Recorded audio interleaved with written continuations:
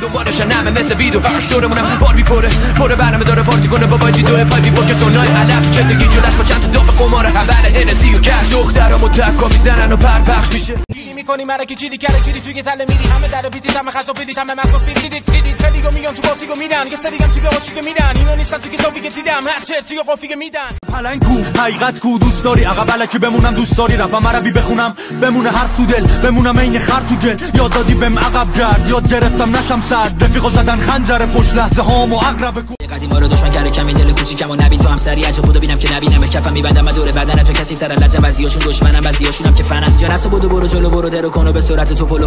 بزن مثل قدیم چون که میدونید نداره چیزی تو چنده هیچی همتون فتوکپی و فکر و خره همه بمیگن نمیاد دیگه نداره تو گذاره وقتمو باره تو دفتر حساب گرفت بنده شامل 58 تا بنده ببینی چی بوده سابقه کارم اون چی که لازم و جالب داره فرصت گشتن افتادم تا من برسم آخر راه بعد که مستر دشمن مردم دادی که مسکنم راه جا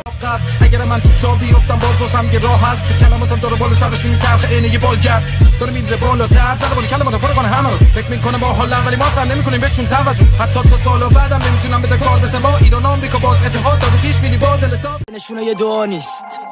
چپ راست این پای اعتراضی که میبینی میاد بیرون واس ماس ورود دوباره ما به وطن آره بدون پاسکاسی زبون تند و تیز ما با این چیز آشنا ولی خب بعد افراس کار مغز طرف واسه ماه بعد جوری بخونیم که تاثیر بذاره بازی با احساس دقیقاً زدی تو خال میدونی چون که آری ما انسانی مثلا ترس نفسی نداریم باش کاری یا حساب